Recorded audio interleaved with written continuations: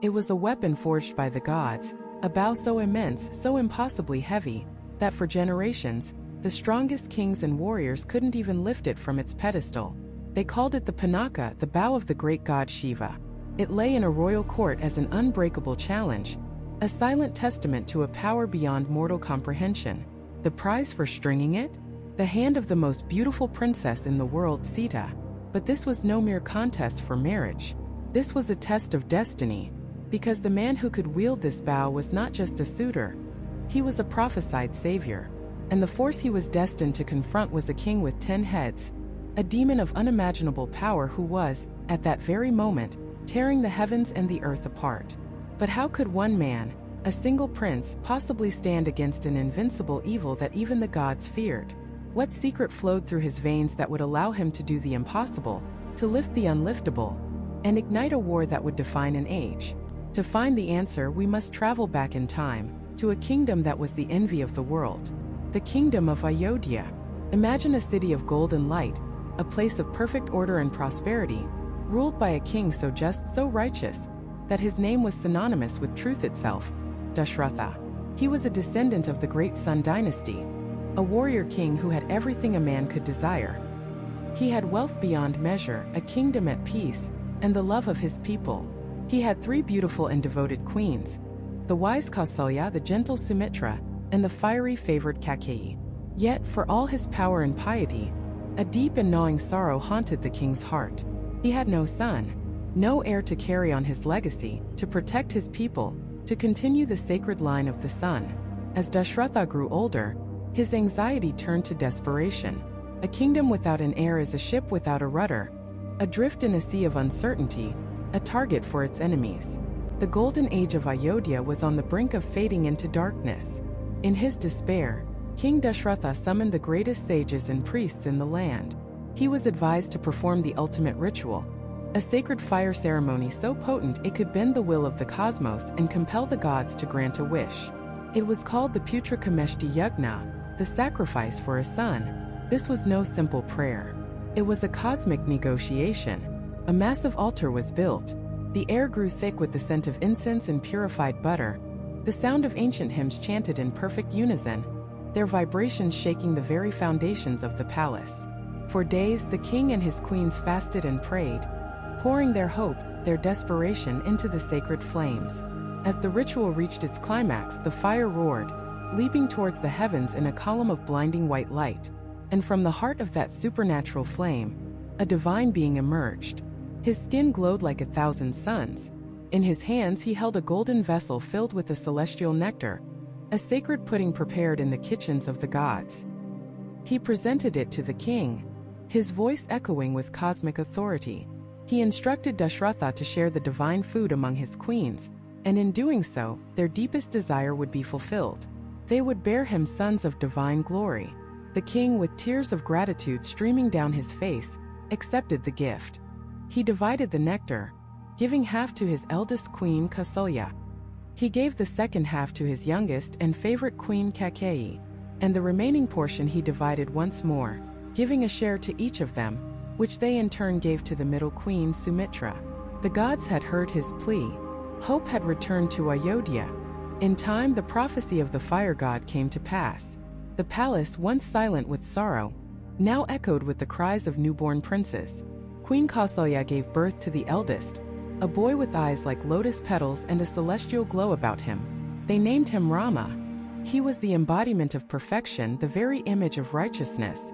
Soon after, Queen Kaikeyi gave birth to a son named Bharata, a boy destined for great loyalty and strength. And Queen Sumitra, who had received 2 portions of the divine nectar, gave birth to twin boys, the fiercely devoted Lakshmana and the wise, quiet Shatrughna. The kingdom erupted in celebration. Ayodhya was secure. The Sun dynasty would continue. But this was no ordinary royal birth. The arrival of these 4 princes was an answer not just to a king's prayer, but to a cosmic crisis. Far away, the balance of the universe was tipping towards darkness under the tyranny of the demon king, Ravana.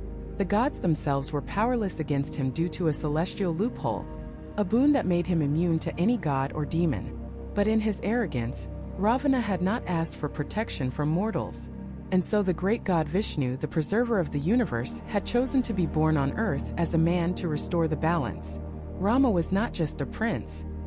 He was God walking among men. The four brothers grew up side by side, their bond unbreakable. They trained in the arts of war and governance, mastering the scriptures and the divine weapons. Rama, as the eldest, excelled at everything. He was a master archer, a brilliant strategist, and possessed a compassion that touched all who met him.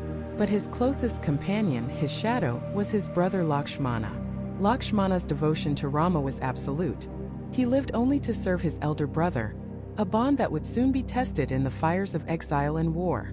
Bharata and Shatrughna were equally devoted, and the four princes became the living heart of Ayodhya's joy. King Dashratha watched his sons grow, his heart swelling with pride.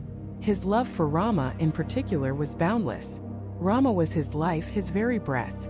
One day, as the princes were on the cusp of manhood, a figure of immense power and gravity arrived at the gates of the palace. It was the sage Vishvamitra, a man who had once been a great king but had, through immense penance, acquired powers that rivaled the gods. His presence commanded absolute respect. King Dashratha welcomed him with the highest honors, promising to grant the sage any wish. He expected a request for gold, for cattle, for land. But Vishvamitra's request chilled him to the bone. The sage spoke of a terror in the forests, a monstrous demoness named Tataka and her sons, who desecrated holy rituals, slaughtered sages, and spread fear wherever they went. Vishvamitra was performing a sacred ceremony to protect the world, and these demons were relentlessly attacking him. He needed a warrior to stand guard, to protect his ritual and destroy this evil. And the warrior he had come for was not the king, not the royal army, but the king's 16-year-old son. He had come for Rama. Dashratha was thunderstruck, his heart seized with terror. Rama was just a boy, a prince raised in the safety of the palace, not a hardened warrior ready to face nightmarish demons from the underworld. The king begged, he pleaded. He offered his entire army, he offered to go himself, to fight and die in Rama's place. Anything but this. To send his beloved son, the light of his life, into such mortal danger was unthinkable. It would be like tearing his own heart from his chest. But Vishvamitra's gaze was like granite. He did not come to ask, he came to demand. The king had given his word, and a king's word is a sacred, unbreakable oath. To refuse would be a stain on his honor, a sin that would unravel the fabric of his kingdom. Dashratha was trapped, torn between his overwhelming love for his son and his sacred duty as a king. The fate of his kingdom, the life of his son, and the honor of his dynasty all hung on his next words. He had to make a choice, and he knew with a dawning horror that either path would lead to heartbreak. The silence in the grand hall was a living thing, thick and suffocating. King Dashratha, a man who had faced down gods and demons on the battlefield, was now cornered by a promise made in a moment of gratitude. He looked at Kaikeyi, his favored queen, and saw not the woman he loved, but a vessel for a venomous ambition that threatened to tear his world apart. He begged. He pleaded. He offered her anything else, his wealth, his armies, even his own life. But Kaikeyi was immovable, her heart a stone. The two boons she had been granted years ago were a debt, and she was now calling it in with devastating interest. Her first demand, her own son Bharata, must be crowned king instead of Rama. The second and far more cruel demand, Rama must be exiled from the kingdom, forced to live as a hermit in the wild forests for 14 years. 14 years. An eternity for a father to be separated from his beloved son. Dashratha collapsed, his mind reeling. This was not just a political maneuver. It was a dagger to the heart of the family, a poison that had been waiting for its moment to strike. He knew the law of his dynasty, the sacred code of the Ikshvaka kings. A promise once given was as binding as fate itself. To break it would be to shatter his honor, his Dharma, and bring ruin upon his lineage. With a voice that was barely a whisper, a sound of a soul breaking, he agreed. Rama was summoned to the court.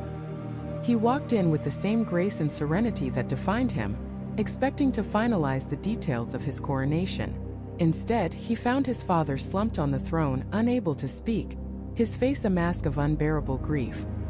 He saw his stepmother, Kaikeyi, standing rigid and triumphant. Rama, ever perceptive, knew instantly that something was terribly wrong.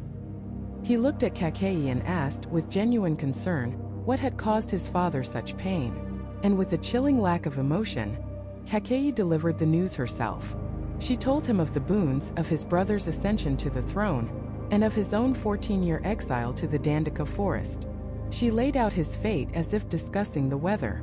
The court held its breath, expecting an outburst, an argument, a protest. But Rama was not an ordinary man. His face remained calm, his composure unshaken. There was no anger, no trace of resentment. He simply bowed his head in acceptance. If this was his father's wish, bound by a sacred promise, then it was his duty to fulfill it. His loyalty was not to the throne, but to his father's honor. In that moment, Rama proved he was more of a king than any crown could ever make him. He told Kakeyi he would leave that very day. His only concern was for his father, whose heart he knew was breaking. He went first to his own mother, Queen Kausalya, who collapsed in sorrow at the news. He comforted her, explaining the supreme importance of upholding their father's word. Then he went to his own palace, to the one person whose reaction he dreaded the most. His wife, Sita. Sita, a princess of unparalleled beauty and spirit, was joyfully preparing for the coronation. When Rama entered, she saw the shadow that had fallen over him.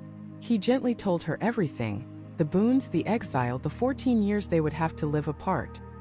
He told her to stay in Ayodhya, to care for his parents, to live a life of piety and wait for his return. He painted a grim picture of the forest, a dangerous place filled with wild beasts, thorns, and hardship, a place unfit for a delicately raised princess. But Rama had underestimated Sita. She was not just a princess.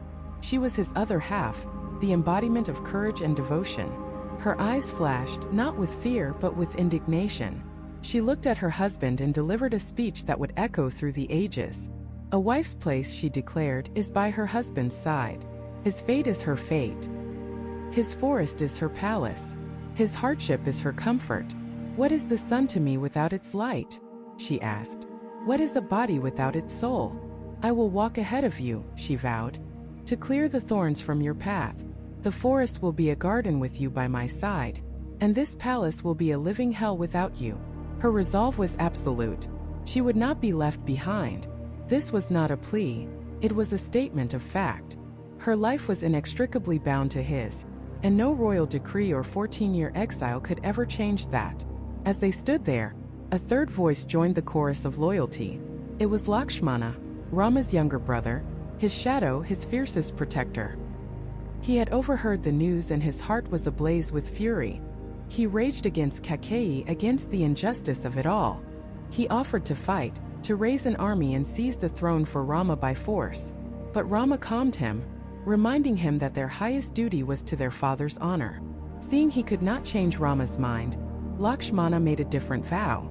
If Rama was going to the forest, then he was going with him. He would not stay in an Ayodhya without Rama. He would serve his brother, protect him and Sita, and ensure their safety in the wilderness. He would be their guard, their servant, their unwavering shield. No argument could sway him. His devotion was as fierce and unconditional as Sita's. And so, the three of them prepared to leave. The news had now swept through the city like a wildfire, turning a day of celebration into one of profound mourning. The citizens of Ayodhya wept openly in the streets. They couldn't understand how their perfect prince, their future king, could be cast out. The three royals, who were meant to be adorned in silks and jewels for a coronation, now stood before the court in the simple, rough-spun garments of hermits. They gave away their riches, their fine clothes, their possessions, shedding every last trace of their former lives. Dashratha, watching the scene, let out a final agonizing cry, but he was powerless to stop it. The promise held him in its iron grip. Rama, Sita, and Lakshmana bowed to their parents and the royal gurus one last time. They walked out of the palace, their heads held high, their purpose clear. The people of Ayodhya followed them, a massive grieving procession begging them not to go. But the decision was made. The chariot waited at the city gates. As they climbed aboard, a great wail rose from the city, a sound of collective heartbreak. The gates of Ayodhya, which were supposed to open for a king's victory parade, now opened for his exile. The chariot rolled forward, carrying the kingdom's heart and soul out into the wilderness, and into an unknown, dangerous future. The dust from the chariot wheels settled back onto the streets of Ayodhya, but the dust in the hearts of its people would not settle for years. It was as if the sun itself had been exiled, leaving the kingdom in a perpetual twilight of grief. For days, many citizens simply followed the chariot's path, unable to accept the departure, their love for Rama a magnetic force pulling them away from their own homes. They only turned back when Rama, with tears in his own eyes, begged them to return and care for his grieving parents. Back in the palace, King Dashratha was a broken man. The architect of this tragedy, Queen Kaikeyi, tried to console him, but her words were like ash in his mouth. He looked at the woman he had once loved and saw only the face of his own doom. He banished her from his sight, ordering that he should never have to look upon her again. He was now a king of a hollow crown, a ruler of a silent, grieving city, waiting for the final curtain to fall on his tragic reign. Meanwhile, Rama, Sita, and Lakshmana journeyed onward, deeper into the unknown. The familiar sights of their kingdom faded, replaced by untamed wilderness. They reached the banks of the sacred river Ganga, a formidable barrier between their old life and their new one. Here they met their first true stranger in the wild, a powerful tribal chieftain named Guha. He was the king of the hunters, a man whose skin was weathered by the sun and whose hands were calloused from a life of hardship. He ruled this stretch of the river, and nothing crossed without his permission. When he saw the royal exiles, stripped of their finery but still radiating an unmistakable aura of nobility, his heart was moved. He had heard tales of Prince Rama's virtue, but seeing him in person was something else entirely. He approached not as a king demanding tribute, but as a humble servant. He offered them the finest foods his people had, comfortable beds, and his own palace for the night. But Rama, ever true to his vow, gently refused. He was an ascetic now. His bed was the earth, his roof the sky. He would eat only what the forest provided, but he did not refuse Guha's friendship. In a move that shattered the rigid social structures of the time, Rama, a prince of the highest caste, embraced Guha, a tribal hunter, as a brother. He saw not a man of a lower station, but a soul of immense integrity and love. That night, as Rama and Sita slept on a bed of grass beneath a tree, Lakshmana and Guha stood watch together, two warriors from different worlds, united by their shared devotion to the sleeping prince. The next morning, Guha personally rode them across the mighty Ganga, his heart heavy with their departure. As he watched them disappear into the dense forest on the other side, he knew he had just met true greatness. Their journey led them to the ashram, the hermitage of a great sage named Bharadvaja. This was a place of profound peace, where the violence of the jungle gave way to an atmosphere of meditation and learning. The sage, a man of immense spiritual power and wisdom, welcomed them with open arms. He had foreseen their arrival through his mystic vision. He offered them a place to stay, to wait out their exile in the safety and comfort of his hermitage. Again, Rama politely declined. He knew that if he stayed so close to his kingdom, the people of Ayodhya would constantly make the journey to see him, disrupting the peace of the hermitage and making it impossible for them to truly live their exile. He asked the sage instead to recommend a place deeper in the wilderness, a place remote and beautiful, where they could live in solitude. The sage understood. He directed them towards a holy mountain called Chitrakoot, describing it as a place of breathtaking beauty, abundant with fruits, roots, and clear water, a paradise on earth, perfect for a peaceful life. Following his directions, they arrived at Chitrakoot, and it was everything the sage had promised. Waterfalls cascaded down lush green slopes, birds sang in 1,000 different melodies, and gentle deer roamed without fear. It was here, with his own hands, that the devoted Lakshmana built them a simple but beautiful hut from mud, bamboo, and leaves. And for a time they were happy. They had traded silk robes for clothes made of bark, and palace feasts for wild fruits and roots, but they had each other. Sita, the delicate princess raised in unimaginable luxury, adapted with a grace that was almost divine. She created a home out of their simple hut, planting a small garden of wildflowers and finding joy in the simple rhythms of forest life. Rama, free from the burdens of the court, found a deep serenity in this communion with nature. They would explore the forests, sit by the river, and live a life of simple, profound love. It was a stark, humble existence, yet it was perhaps one of the most peaceful and happiest times of their lives, an idyllic chapter before the storm to come. But while they found peace in the wilderness, the palace of Ayodhya was sinking into a pit of despair. King Dashratha could not eat. He could not sleep. The image of Rama's face, sad but resolute as he left the city, was burned into his mind. In his grief-stricken delirium, his mind traveled back decades, to a terrible mistake he had made as a young prince. He had been on a hunting expedition, and was known for his incredible skill in archery. He could shoot an arrow guided by sound alone, hitting a target he could not see. One dark night, he heard a gurgling sound near a river, which he mistook for an elephant drinking water. He drew his bow and let fly a perfect, deadly arrow. But the sound that followed was not the trumpeting of a dying animal, but a human scream of agony. Horrified, he rushed to the riverbank and found a young boy, dying, an arrow piercing his chest. The boy, whose name was Shravan Kumar, had been collecting water for his blind, elderly parents, who were waiting for him nearby. The gurgling sound had been the sound of his pitcher filling with water. With his last breath, the boy begged the prince to take the water to his parents and tell them what had happened. Filled with a terrible, soul-crushing guilt, Dashratha did as the boy asked. When the blind parents heard the story, their grief was absolute. Their only son, their only support in their old age, was gone. In his anguish, the boy's father uttered a curse. He cried out, "Just as I am dying from the pain of separation from my beloved son, you too, O king, will one day die of a broken heart, suffering the pain of separation from your own son." For years, that curse had laid dormant. Dashratha had 4 wonderful sons and could not imagine such a fate. But now, in the darkness of his empty chambers, the curse returned with the force of a tidal wave. He finally understood. The pain he was feeling now, the unbearable sorrow of losing Rama, was the same pain he had inflicted upon that poor family all those years ago. His karma, his past actions had finally caught up with him. Whispering Rama's name over and over like a prayer, his strength finally gave out. The guilt, the grief, and the weight of the curse were too much for his heart to bear. King Dashratha, ruler of the great kingdom of Kosala, died not in battle, nor of old age, but of a broken heart. The palace, already shrouded in sadness, was now plunged into the utter darkness of death. The throne of Ayodhya was empty. The kingdom was without a king. The only 2 princes present were Lakshmana, who was in exile, and Shatrughna, who was too young. The heir Rama was lost to the forest. The only remaining choice was Bharata.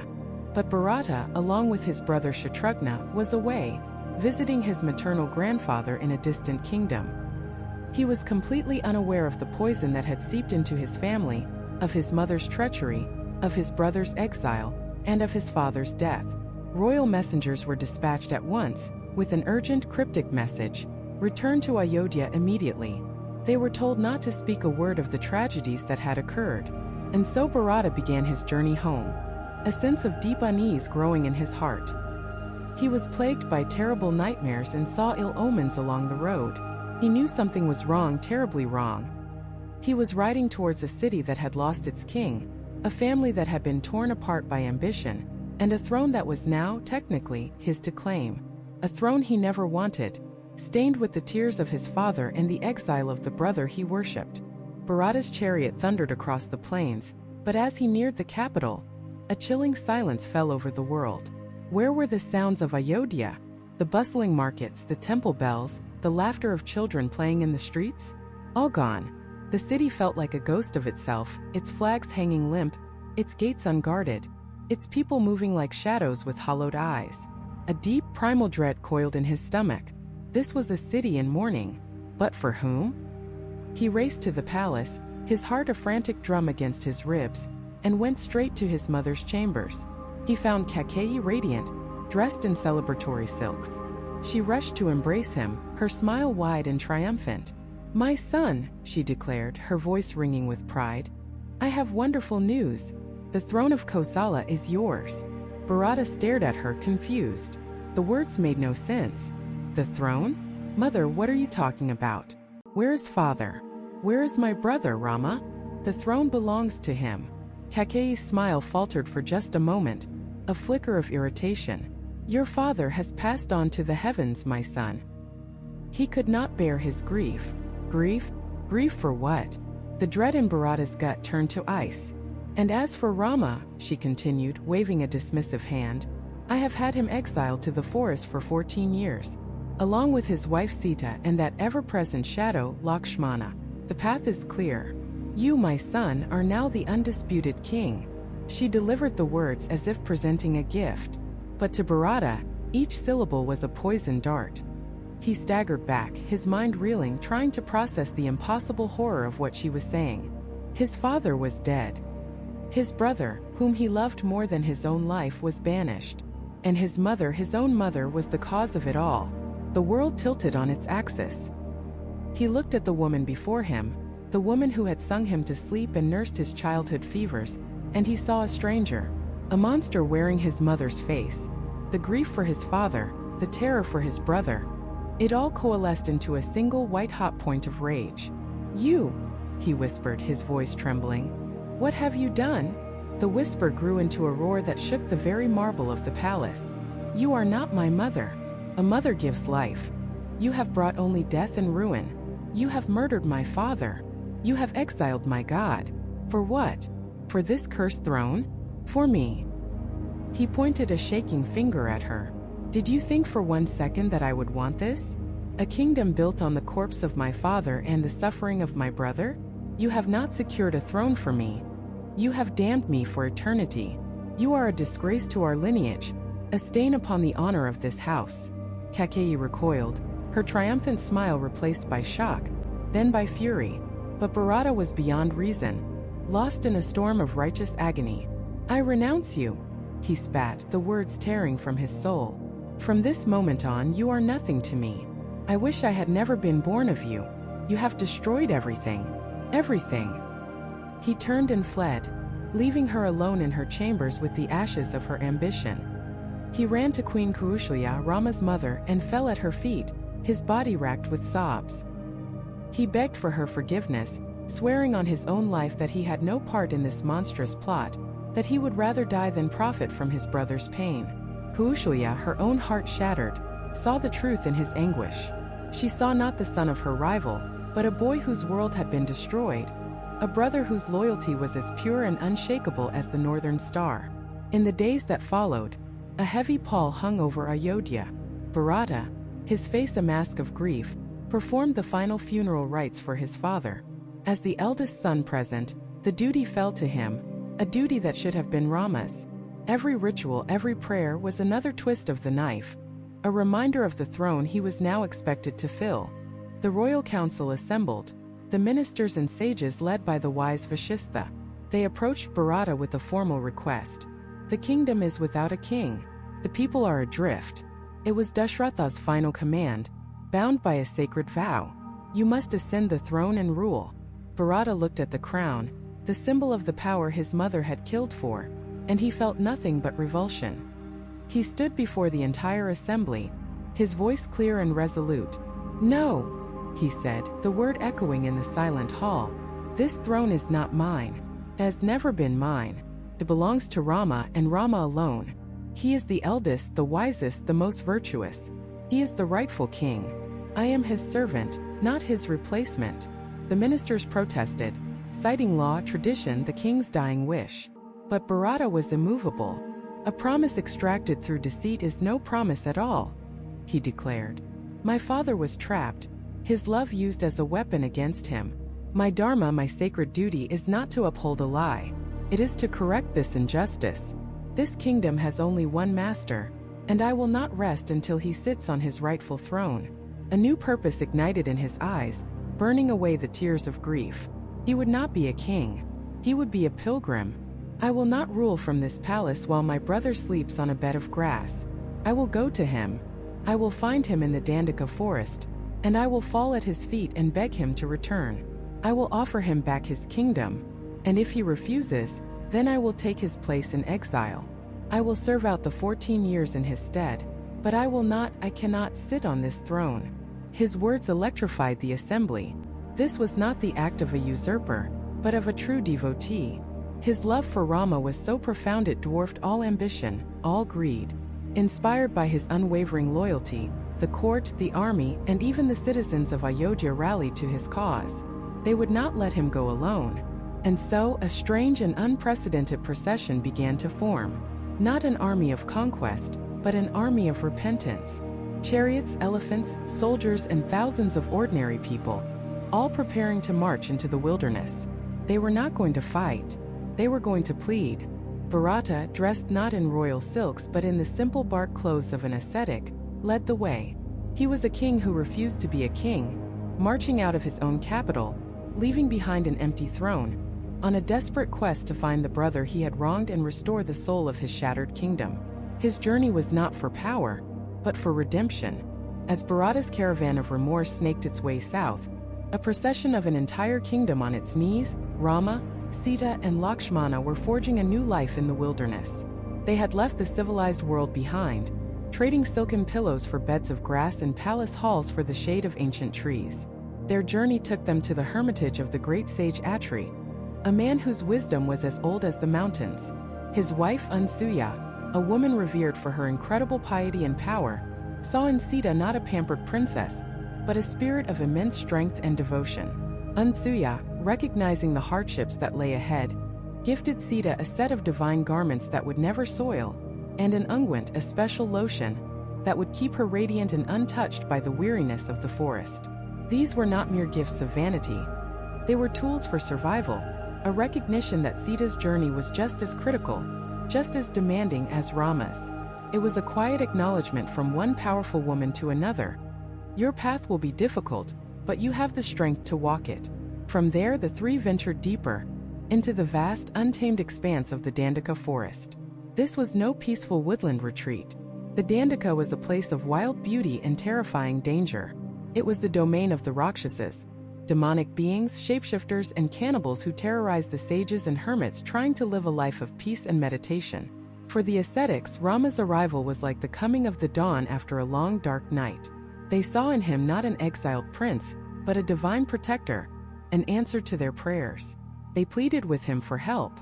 They showed him the remnants of their desecrated altars, the bones of their brethren slain by the Rakshasas. And Rama, whose very purpose was to uphold Dharma, to protect the righteous, made a solemn vow. He promised to eradicate the Rakshasas from the forest, to make the wilderness safe for those who sought enlightenment. Lakshmana, ever the warrior, stood by his side, his hand gripping his bow, eager for the fight. But Sita, with her profound intuition, felt a chill. She looked at her husband, this gentle, compassionate man, and saw the grim shadow of a warrior fall over him. She questioned him not out of doubt but out of love. "My lord," she said, "you have taken a vow to live as an ascetic. A hermit's duty is peace and forgiveness. A warrior's duty is to wield weapons. Can these two duties coexist? To bear arms is to be tempted to use them, and violence, even when righteous, can corrupt the heart." It was a profound question. Rama explained that a ruler's highest duty, his ultimate dharma, is to protect those who seek refuge in him. He was a kshatriya, a warrior by birth and by duty. To ignore the pleas of the innocent would be a greater sin than any violence committed in their defense. His path was set. He was not just an exile waiting out his sentence. He was a king, even without a kingdom, and these people were his subjects. Meanwhile, Bharata's massive search party was closing in. Using his expert trackers, he followed the faint trail left by the exiles, his heart a tangled knot of hope and dread. Finally, they reached the foothills of the Chitrakuta mountain range, a place of stunning sacred beauty. As the dust of his army rose into the sky, it was spotted by Lakshmana. Standing guard, Lakshmana's eyes narrowed. He saw the banners of Ayodhya, the royal army, the full might of the kingdom he had been forced to leave. And his mind, fiercely protective and quick to anger, leaped to the one and only possible conclusion: betrayal. He was convinced that Bharata, having tasted power, now wanted to eliminate the final threat. He was coming to kill them, to make his throne permanent. Rage, hot and pure, flooded through him. "Brother!" he roared to Rama, his voice echoing through the trees. "The son of Kakeyi is here. Bharata has come with an army to finish what his mother started. He wants to murder us in this forest to secure his illegitimate rule. But I will not let him. Today I will spill the blood of the man who has caused you so much pain. Give me the word, and I will destroy him and his entire army." Rama, ever calm, ever perceptive, placed a restraining hand on his brother's shoulder. He looked at Lakshmana's face, contorted with fury, and then looked out at the approaching dust cloud. He knew his brothers. He knew Lakshmana's fiery loyalty, but he also knew Bharata's pure heart. "No, Lakshmana," he said, his voice a sea of tranquility. "You are mistaken. You do not know Bharata as I do. Has he ever acted with malice? Has he ever coveted what was not his? Power means nothing to him. If he has brought the army, it is only to show us that the entire kingdom wants us back. He is not coming here to fight. He is coming here to beg me to return." Lakshmana, still seething, could not believe it, but his faith in Rama was absolute. He lowered his bow, his anger turning to confusion. As the procession drew closer, Bharata ordered them to halt. He proceeded alone, dressed not as a king, but as a hermit himself, his hair matted, his body thin from fasting and grief. When he saw Rama, his brother, his king, living under a tree, dressed in the coarse bark of an ascetic, his heart shattered. He ran forward, stumbling, and collapsed at Rama's feet, his voice choked with sobs. "My brother, forgive me. I am the cause of all this suffering. My mother's ambition has brought this ruin upon our family. I am your servant, your slave. Ayodhya is leaderless, the people are in mourning, our father is dead from a broken heart. Please come back. Come back and take your rightful place on the throne. It is yours. It has always been yours." The three mothers, Kausalya, Sumitra, and even a deeply shamed Kaikeyi, watched from a distance, their faces streaked with tears. The entire court, the ministers, the sages, all stood in silent, hopeful witness. Rama lifted Bharata to his feet, embracing him. He held his weeping brother and felt the immense weight of his guilt and his love. "Bharata," Rama said gently, "you are not to blame. You did nothing wrong. It is not for us to question the will of our father. He gave his word, and as his sons we are bound to honor it. I cannot return to Ayodhya. Promise is a promise. It is the foundation of Dharma. If I were to break it, the very fabric of our kingdom, the very order of the cosmos would unravel.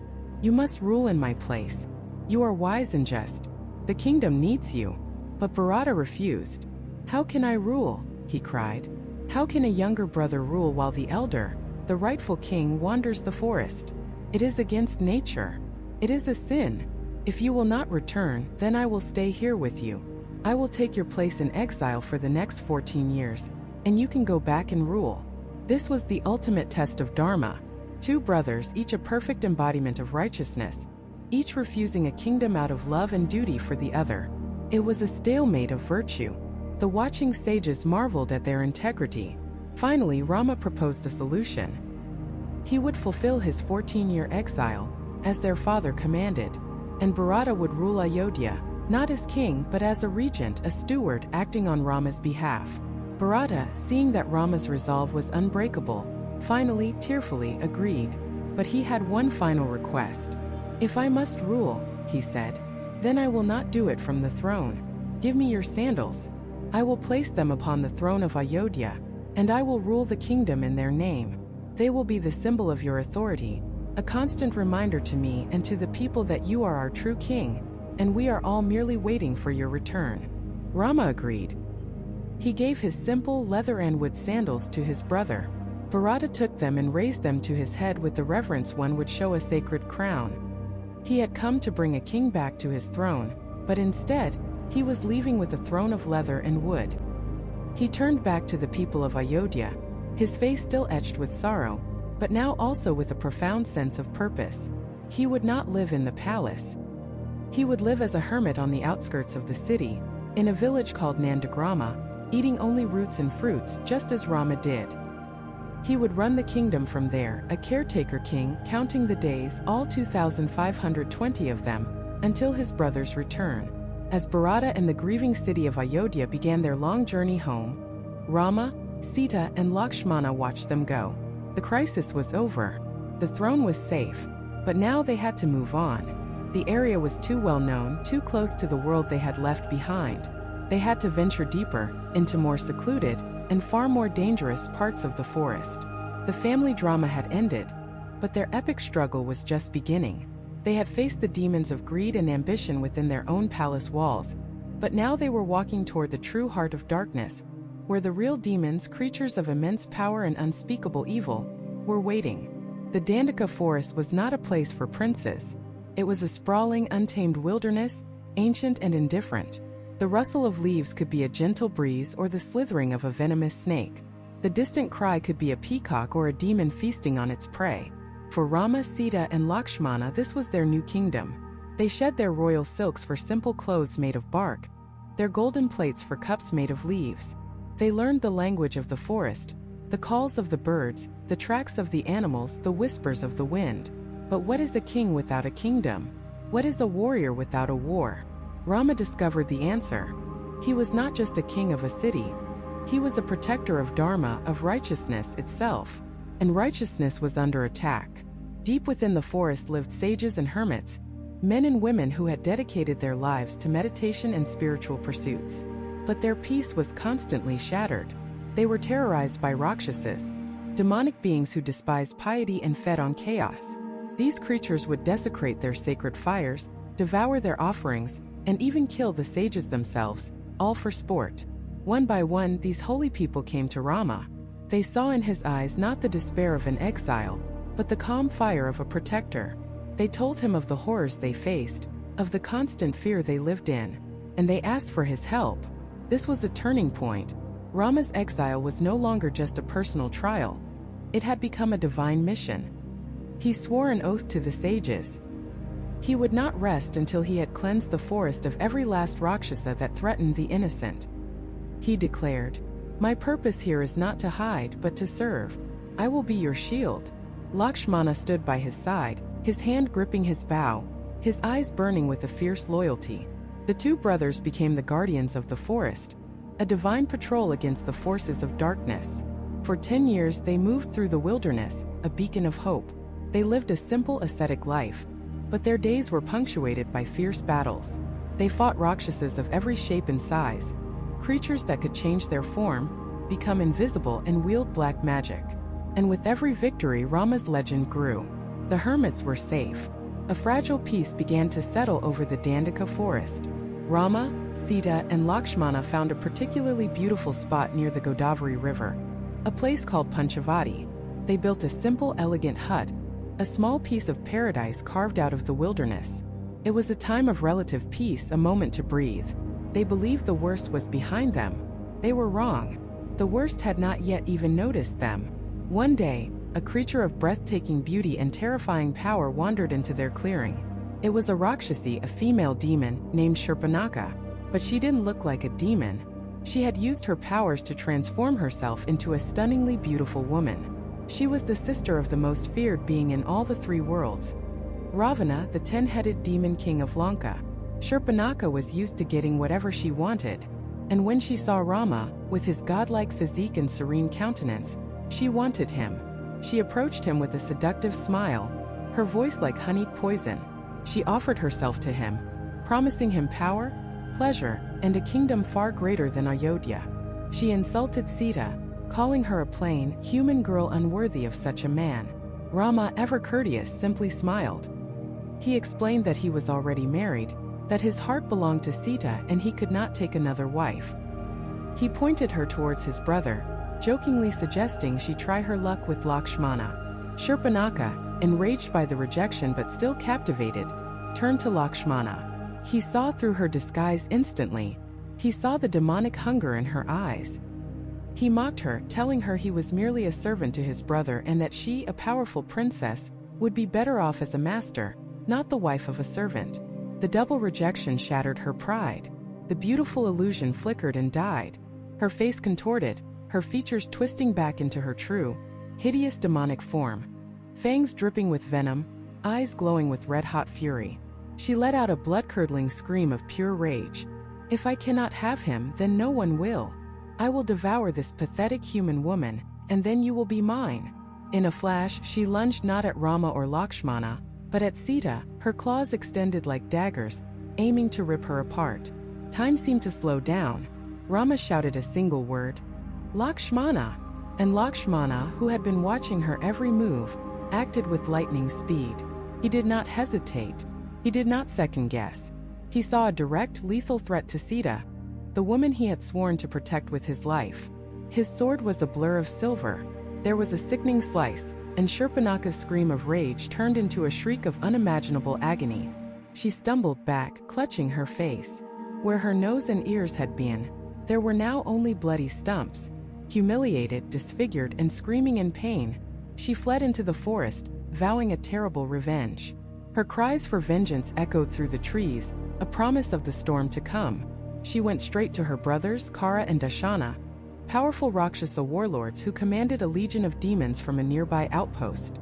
When they saw their sister's mutilated face, their fury was absolute. This was not just an attack on her.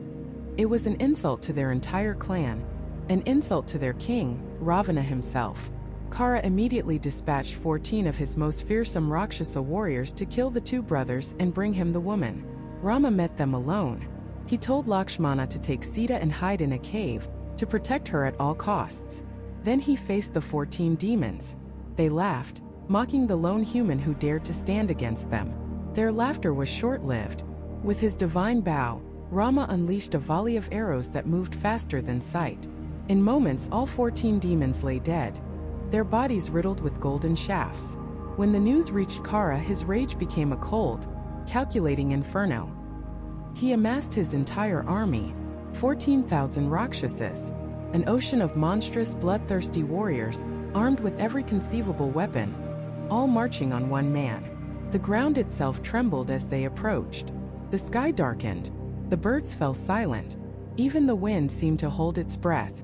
Lakshmana, seeing the approaching horde, begged Rama to retreat, to escape while they could. But Rama was calm. This was not a battle to be avoided. This was his destiny. This was his promise to the sages. He again told Lakshmana to guard Sita, and then he walked out to face the army alone. One man against 14,000. The Rakshasas charged, a tidal wave of death and destruction. What happened next was not a battle. It was a divine cleansing. Rama became a whirlwind of motion. His bow sang a song of death, each arrow finding its mark, each one imbued with celestial energy that could shatter a demon's body and soul. He moved like a phantom through their ranks, his feet never seeming to touch the ground. He was everywhere at once. The demons who had feasted on fear were now consumed by it. They had come to kill a man, but they found themselves fighting a god. In a matter of hours, the entire army of 14,000 was annihilated. The ground was littered with the grotesque forms of the slain. Only one demon escaped the carnage, a spy named Akampana, who fled in terror. He ran, and he did not stop running until he reached the shores of the Southern Ocean, until he crossed the sea, until he stood in the magnificent, terrifying court of the demon king himself. He ran until he could throw himself at the feet of the Lord of Lanka, the 10-headed king, Ravana, and with trembling words he delivered the news that a single man, an exile in the forest, had single-handedly destroyed the entire army of Kara and Dashana, and had mutilated the king's own sister. In the golden halls of Lanka a silence fell, a silence more terrifying than any war cry, and on his throne the 10 heads of Ravana all turned, his 20 eyes burning with a new, all-consuming fire. He had ignored the squabbles in a distant forest, but now his family had been dishonored, his power had been challenged. An unknown prince had dared to defy him, and Ravana, the invincible, the terror of the gods, was finally paying attention. The real war was about to begin. The news arrived in Lanka not by messenger, but by a scream. It was a wail of fury and agony that echoed through the golden halls of the palace, a sound that made even the hardened Rakshasa guards flinch. Shurpanakha, sister of the mighty king, stumbled into the throne room, a grotesque ruin of what she once was. Her face, once a tool of seduction and pride, was now a mangled horror, her nose and ears sheared away, blood matting her hair. She collapsed before Ravana's throne, and for a moment, the 10-headed king was speechless. He who had made the gods tremble, whose name was a curse on the lips of sages, stared at the brutalized form of his own sister. She hadn't just been defeated, she had been mutilated, humiliated. Through sobs of rage she told her story, of the two godlike ascetics in the forest, of the woman with them, a woman whose beauty, she hissed, was so radiant it put the goddesses themselves to shame. A woman named Sita. Shurpanakha, in a brilliant, venomous stroke of manipulation, didn't just ask for revenge for her own injuries. She painted a picture for Ravana, She described Sita's grace, her luminous skin, her eyes like lotus petals. She told him that such a jewel did not belong in the dirt of a forest, but here in Lanka, as the queen of the greatest king in all creation. She was a prize worthy of him. The seed was planted. Ravana's rage at his sister's disfigurement was now mingled with a new, more dangerous emotion: obsessive desire. He had conquered worlds, accumulated unimaginable wealth, and possessed women of divine beauty. But the idea of this one woman, this perfect being, living a simple life with a mere mortal prince, was an insult to his very existence. He wouldn't just avenge his sister. He would possess the source of Rama's strength and happiness. He would take Sita. He convened his court, but it was a formality. He didn't want advice. He wanted validation. Most of his demonic generals roared in approval, promising to march on the forest and grind the two princes into dust. But one voice, an older, wiser demon named Maricha, spoke out. Maricha had history with Rama. Years ago, as a young prince, Rama had fired a single arrow that had thrown Maricha 1,000 miles into the ocean. He had felt Rama's power firsthand. He warned Ravana, his voice trembling. "My king, you do not know what you are suggesting. This Rama is no mere man. He is virtue given form. He is justice with a bow in his hand. To provoke him is to invite the annihilation of our entire race. Leave him be. Forget this woman. To steal Sita is to steal a venomous serpent into your own bed." Ravana's 10 heads laughed, a discordant, terrifying sound. He saw not wisdom but cowardice. "You dare speak to me of fear?" he thundered, his eyes glowing like hot coals. "I who chained the planets and made the gods my servants. You will help me, Maricha, or I will kill you where you stand." The choice was simple: a potential death at the hands of Rama, or a certain death right now at the hands of his king. Terrified, Maricha agreed. The plan was one of deception, not of brute force. A direct confrontation would be a battle. Ravana wanted something more personal. He wanted to inflict pain, to break Rama's spirit before breaking his body. Deep in the Dandaka forest, near the quiet hermitage, a creature of impossible beauty appeared. It was a deer, but a deer unlike any ever seen. Its coat shimmered like molten gold, its antlers were crafted from polished silver, and its hide was dappled with gemstones that glittered in the sun. It moved with an unearthly grace, nibbling on leaves, its dark, intelligent eyes seeming to watch the cottage. This was Maricha, his form twisted by magic into an irresistible lure. Sita saw it first. After years of hardship and austerity in the wilderness, the sight of such a magical, wondrous creature filled her with childlike delight. It was a spark of beauty in a world of harsh survival. She ran to Rama, her eyes wide with excitement, and begged him, "Please, my love, you must capture it for me. If you bring it back alive, it will be a joy to us in our hermitage. And if not, its golden hide will be a memory of our time here forever." Rama, the divine warrior, was immediately suspicious. He had never seen such an animal. His instincts screamed that this was an illusion, a Rakshasa trick. He knew it was a trap. But he looked at Sita's face, so full of innocent yearning, a simple request after all she had sacrificed for him. His profound love for her warred with his divine wisdom. And in that moment, loved one, how could he deny her this one thing? He agreed, but with a grave warning. He turned to his ever-vigilant brother. "Lakshmana," he said, his voice firm, "this is likely a demon's illusion.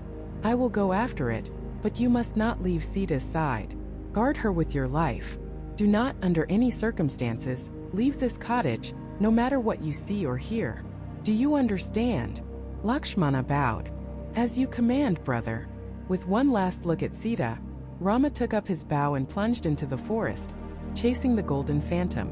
The deer was impossibly fast, leading him on a maddening chase, deeper and deeper into the woods, further and further from the cottage. It would slow, letting him get close, then bound away at the last second, drawing him ever onward. Finally, miles from home, Rama's patience wore thin. Realizing he would never catch it alive, he stopped, drew his celestial bow, and let fly an arrow that never missed. The arrow struck true, the illusion shattered, and the golden deer fell, transforming back into the dying demon Maricha. But with his final gasping breath, the demon played his master's trump card. Using his dark powers, he perfectly mimicked Rama's voice and screamed a cry of agony that echoed through the entire forest. "Oh Sita! Oh Lakshmana! Help me!" Back at the cottage, the cry pierced the tranquil air. Sita's blood ran cold. It was Rama's voice. He was in trouble. He was hurt, maybe even dying. Panic seized her. "Lakshmana, did you hear that? It's your brother. He's in danger. You must go to him now." Lakshmana stood firm, his face a mask of conflict. "It is a trick, Sita," he pleaded. "Rama is invincible. No being in any of the three worlds can harm him. He warned me this would happen. He ordered me not to leave you." But Sita's fear was deafening. She couldn't hear reason. She only heard her husband's cry for help. Her desperation curdled into suspicion, then into a terrible, unjust anger. "You will not go?" she cried, her voice shaking with rage and disbelief. "I see now. You coward.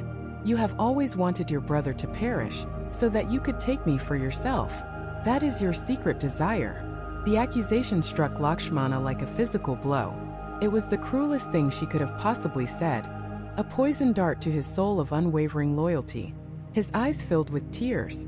He had dedicated his entire life to serving Rama and protecting her, and now in her terror she saw him as a monster.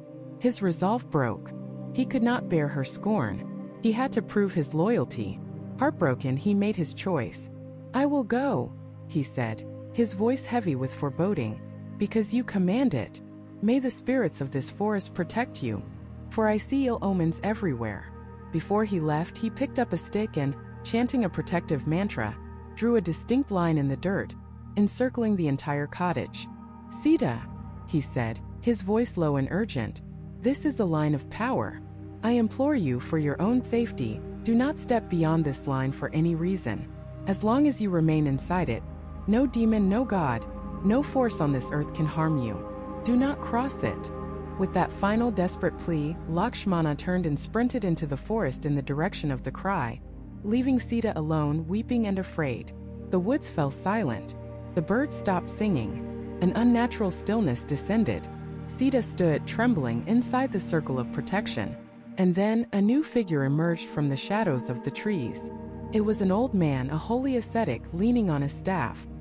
His robes were simple, his face was wrinkled, and he moved with the slow gait of a pilgrim. He stopped just short of the line, his eyes kind, and in a frail voice, he asked for a little water, a little food for a weary traveler.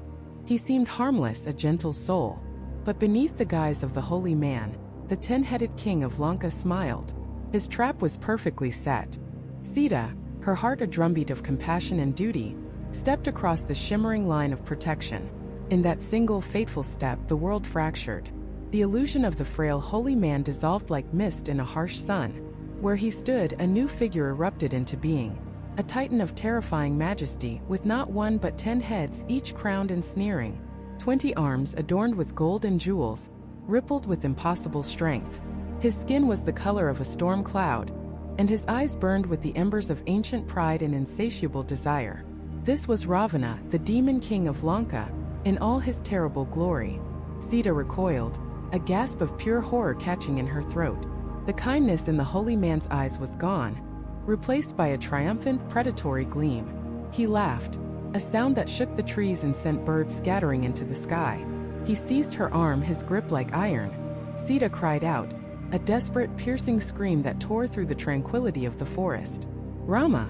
Lakshmana!" She fought.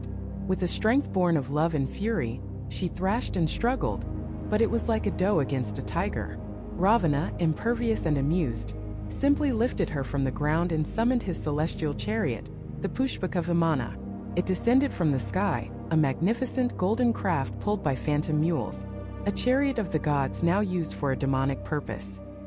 He threw her into it and ascended, rocketing through the canopy and into the open sky, leaving the quiet hermitage violated and empty below. Sita's cries did not go unheard. As the chariot sped south over the vast Indian subcontinent, an ancient king of the vultures, Jatayu, was resting on a treetop. He was a noble creature, a dear friend of Rama's late father, King Dashratha. He had sworn to protect Rama and his family in his old friend's absence. Hearing Sita's desperate pleas, he saw the monstrous Ravana carrying her away. Honor and love surged through his old body. With a deafening shriek, he launched himself into the sky. a feathered missile of righteous fury. "Stop, Ravana!" he cried, his voice like grinding stone. "You are a king, yet you act like a common thief. Release the wife of Rama, or you will face my wrath." Ravana sneered at the giant bird.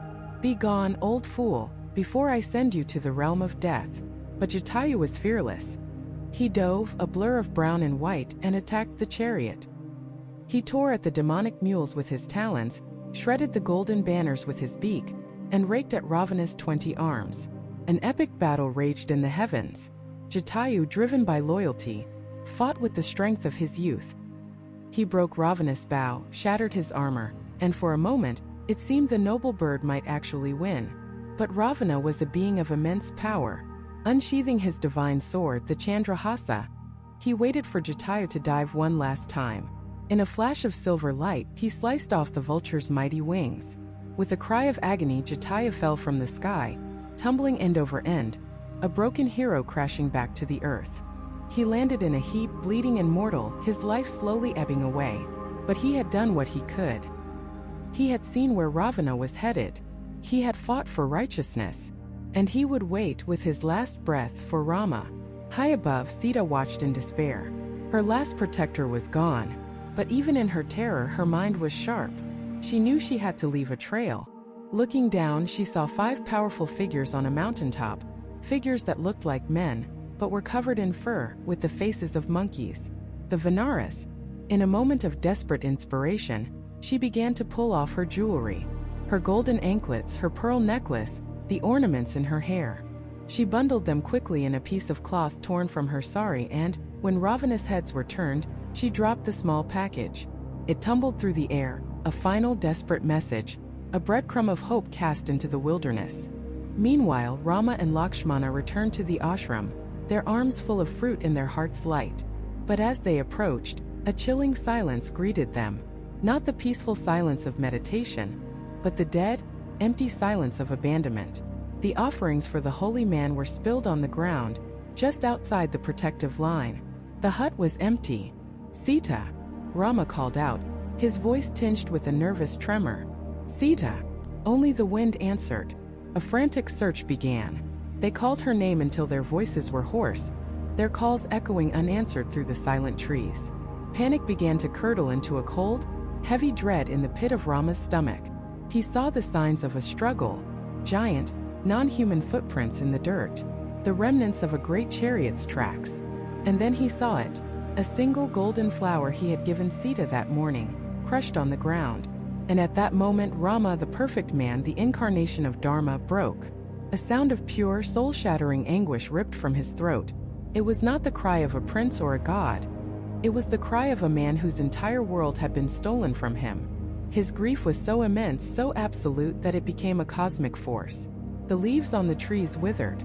The rivers seemed to slow in their course. The very air grew heavy with his sorrow. His grief then curdled into a rage that threatened to unmake creation itself. His eyes blazed. He grabbed his celestial bow.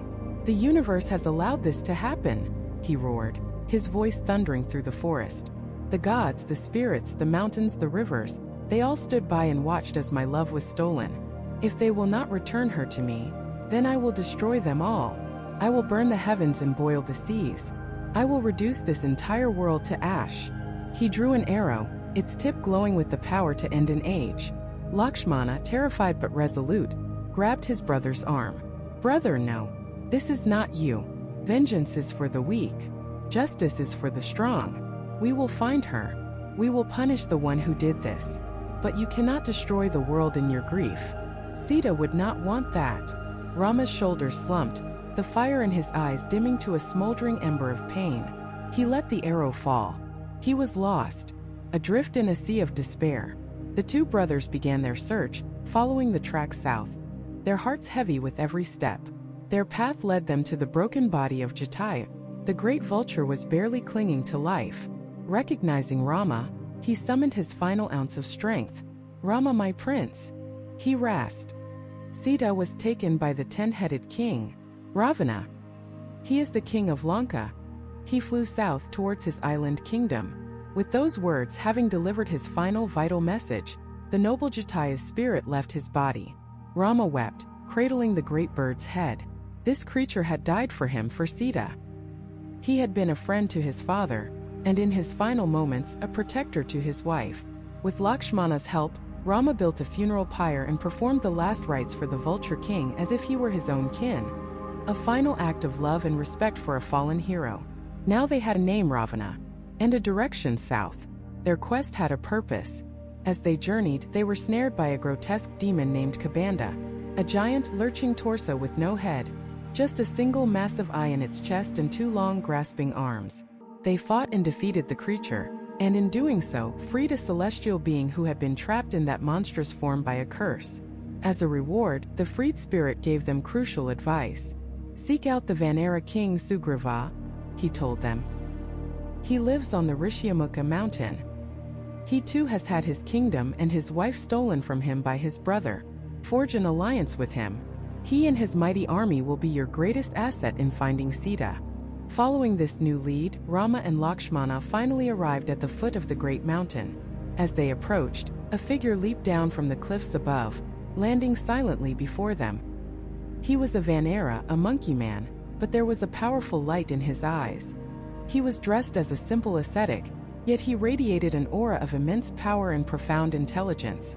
He bowed low. "Greetings, noble princes," he said, his voice calm and respectful. "My king Sugriva saw you from the mountaintop and sent me to learn who you are and what purpose brings you to his remote exile." Rama looked at this messenger, and for the first time since Sita was taken, he felt a flicker of something other than grief or rage. He felt a strange connection, a sense of destiny. He felt hope. He was looking at the son of the wind god, a being of unmatched strength, intellect, and loyalty.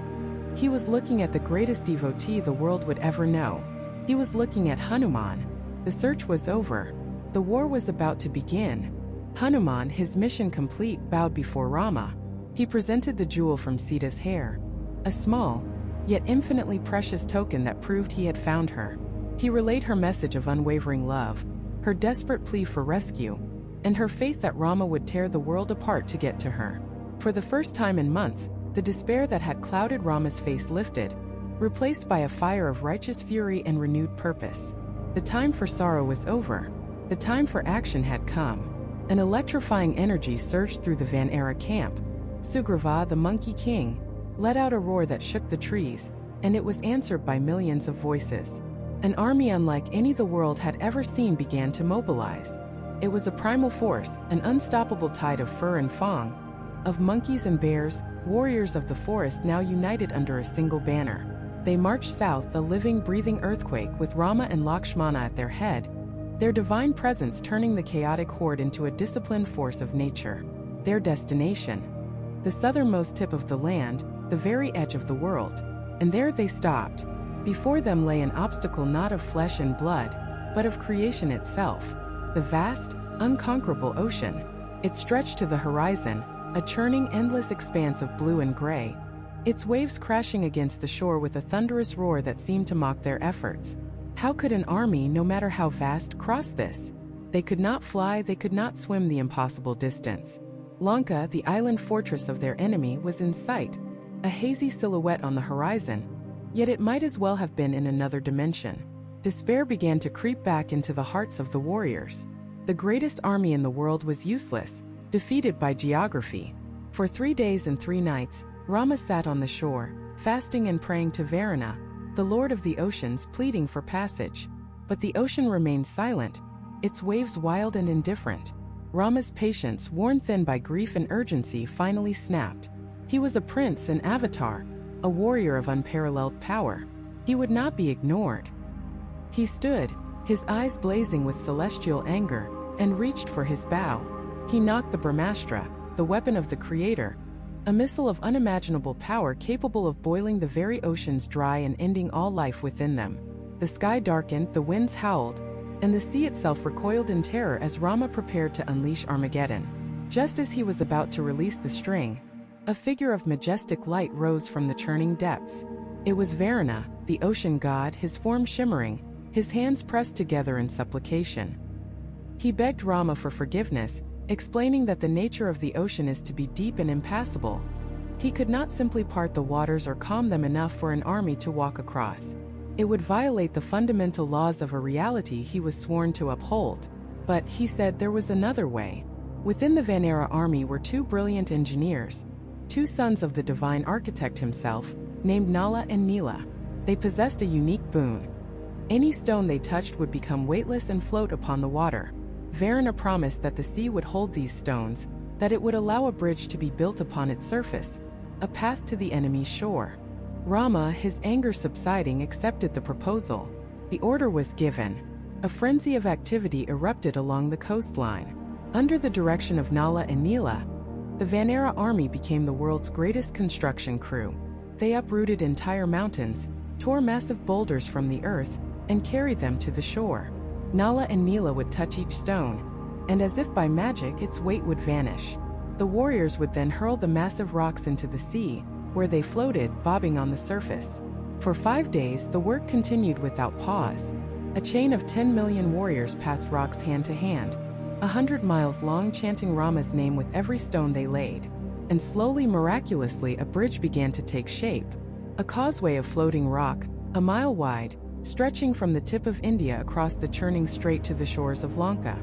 It was an impossible feat of engineering and faith, a testament to their devotion, a bridge that would be known for all time as Rama Setu. The army crossed. The ground of Lanka trembled as millions of warriors set foot on enemy soil. They established a massive camp, the final staging ground for the war. But even now, with his army at the gates of Ravana's golden city, Rama's heart sought peace. He was not a conqueror. He was a husband fighting to rescue his wife. He decided to send one final envoy, one last chance for a peaceful resolution. He chose Angatha, the brave son of the slain valley. Angatha, a prince of immense power, flew to Ravana's court. He stood before the 10-headed king, surrounded by the most fearsome demons in existence, and delivered Rama's ultimatum. Return Sita with honor, beg for forgiveness, and your life and your kingdom will be spared. Refuse, and your entire race will be erased from the face of the earth. Ravana erupted in laughter. He looked at the monkey prince with utter contempt. A human wanderer, living in the forest with an army of apes, was threatening him?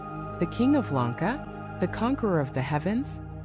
He ordered his guards to seize and execute Angatha on the spot. But Angatha was no mere messenger. With a mighty roar, he stamped his foot, shaking the entire palace to its foundations. He swatted away the guards like flies, leaped to the highest tower of the court, and shattered it with a single blow before flying back to Rama's camp. The message was clear. The final offer had been rejected. Diplomacy had failed. And so the war began. The Vanera army surged forward like a tsunami, crashing against the walls of Lanka. The gates of the city burst open, and the Rakshasa army poured out to meet them.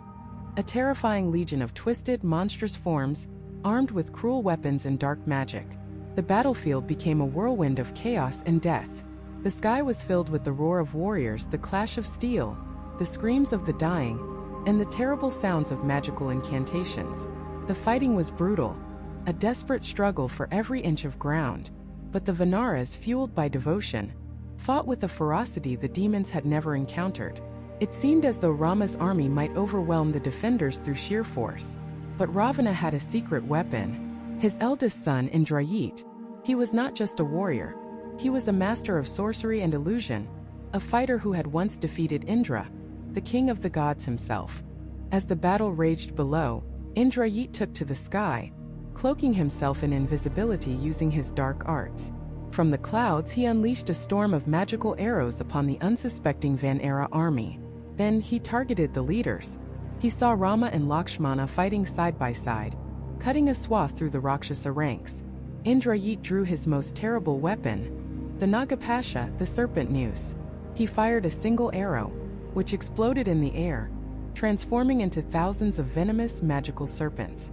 The snakes rained down from the sky, wrapping themselves around Rama and Lakshmana, biting into them, injecting a paralyzing, life-draining venom.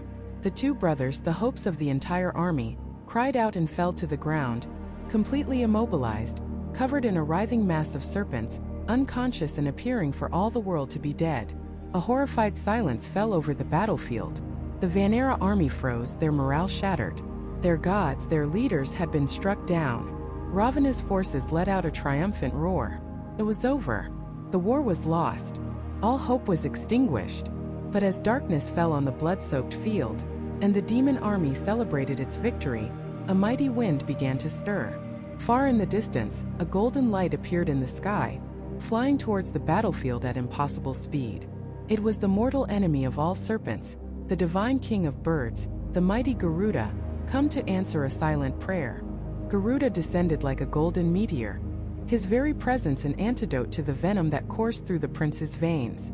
The serpent arrows, creations of dark magic, hissed and recoiled, their power broken. They slithered away, dissolving into shadow as the great eagle's divine light washed over the battlefield. With a touch of his wing, Garuda healed Rama and Lakshmana, their wounds vanishing, their strength returning tenfold. The Vanera army, moments from despair, erupted in a deafening roar of triumph. The tide had turned, but the final, most terrible battles were yet to be fought. With his most powerful weapon neutralized, Ravana was forced to unleash his last and greatest warrior, his son Indrajit. The conqueror of Indra, master of illusion and celestial weaponry, entered the fray. He cloaked himself in invisibility, raining down arrows from an unseen sky, sowing chaos and fear. But Lakshmana, his spirit forged in the fires of loyalty and resolve, would not be defeated. He sought out the source of the magic, engaging Indrajit in a duel that shook the heavens. It was a battle of light against shadow, celestial power against demonic sorcery. Finally, invoking a divine mantra, Lakshmana fired an arrow blessed by the gods. It tore through the veil of invisibility, finding its mark and ending the life of Lanka's greatest champion. The news of his son's death shattered Ravana. His grief was a tectonic force, a bottomless well of rage. The time for strategy was over. The time for proxies was done. Donning his divine armor, gathering his most fearsome weapons, the 10-headed king of Lanka himself strode onto the battlefield. The world seemed to hold its breath. On one side stood the demon king, a monument to power, arrogance, and intellect. On the other, the exiled prince of Ayodhya, the embodiment of Dharma, righteousness, and unwavering duty. Their clash was not merely a battle, it was a cosmic event. Every arrow Rama fired was met with a counter from Ravana. They unleashed celestial weapons that could boil oceans and level mountains. Ravana's 10 heads laughed, mocked, and strategized, a council of malice on a single pair of shoulders. He was a storm of destruction, a force of nature that had never known defeat. But Rama was relentless. His focus was absolute, his arms steady. He was not just fighting for Sita. He was fighting for the very concept of order in the universe. For days the duel raged. Rama, with surgical precision, severed Ravana's heads one by one, only to watch in frustration as they grew back instantly, fueled by a dark boon. Vibhishana, seeing his brother's despair, revealed the secret. The source of Ravana's life was not in his heads, but in a vessel of divine nectar hidden in his heart. This was the final secret, the key to ending the war. Rama knew what he had to do. He reached for his final weapon, the Brahmastra, the arrow of creation, gifted to him by the sage Agastya. It was a weapon of unimaginable power, capable of annihilating all of creation, a weapon that could only be used once. Chanting the sacred mantras, he infused the arrow with all his divine energy. The world fell silent. The wind stopped. The sun seemed to dim. He drew his bow, the string groaning under the cosmic strain, and took aim not at a head, but at the heart. The arrow flew, a streak of pure, unstoppable light. It pierced Ravana's chest, sought out the nectar of immortality, and boiled it away in an instant. Ravana, the invincible, the terror of the three worlds, staggered. His 10 heads looked on in disbelief. The laughter died. The arrogance faded. He fell to his knees, his great mace clattering to the ground. And in his last moment, as his life force faded, he saw not an enemy, but the divine form of Vishnu himself. The war was over. With Ravana's fall, the Rakshasa army broke, and Lanka's gates were thrown open. A path was cleared to the Ashoka Grove, where Sita had waited, her hope a flickering candle in a hurricane. The reunion of Rama and Sita should have been the perfect end to a tragic story. But the world is rarely so simple. After months in another man's palace, a shadow of public doubt hung in the air. Rama, ever the slave to his duty as a king, knew that his queen must be seen as being beyond all reproach. His words, when they came, were like daggers born not of malice, but of the terrible burden of leadership. He told her that he had fought not for her, but to restore the honor of his dynasty. Sita's heart broke. After all she had endured, her integrity was being questioned by the very man for whom she had sacrificed everything. With a quiet, unshakable dignity, she made a decision. She would not defend herself with words. She would prove her purity with fire. She asked Lakshmana to build a pyre. As the flames leaped towards the sky, she offered a prayer to Agni, the god of fire, and walked into the inferno. The gods themselves watched from the heavens, horrified. The Vanaras and Rakshasas stood frozen in shock. Rama's eyes filled with tears, the perfect king finally overwhelmed by the anguish of the man. But then a miracle. The flames which consumed all refused to touch her. The fire god Agni himself emerged from the pyre, cradling Sita in his arms, unharmed, radiant, her purity as brilliant as the fire itself. He presented her to Rama, declaring her to be utterly chaste and true. The trial was over. The doubt was erased. With Sita's honor vindicated, the 14 years of exile finally came to an end. Boarding Ravana's celestial flying chariot, the Pushpaka Vimana, they began their journey home. Below them, the land of India unfolded, and Rama pointed out the places where they had searched, where they had fought, and where they had despaired, now flying over them in triumph. Their arrival in Ayodhya was met with a city delirious with joy. Bharata, who had ruled as a faithful regent for 14 long years, keeping Rama's sandals on the throne as a symbol of his brother's rightful place, tearfully returned the kingdom. The coronation was the grandest the world had ever seen. Rama was crowned king and Sita his queen. Thus began the age of Ramrajya, a golden era of perfect justice, peace, and prosperity, where every citizen was cared for, and Dharma was the law of the land. It was the happily ever after the world had yearned for. But the story does not end there. In a later, more tragic epilogue, the whispers of doubt returned. A common man in Ayodhya was heard questioning the queen's purity, and the rumor spread like a poison. Rama, bound by his kingly duty, his Raja Dharma, to be an unimpeachable example to his people, was faced with an impossible choice. The heart of a king and the heart of a husband were at war.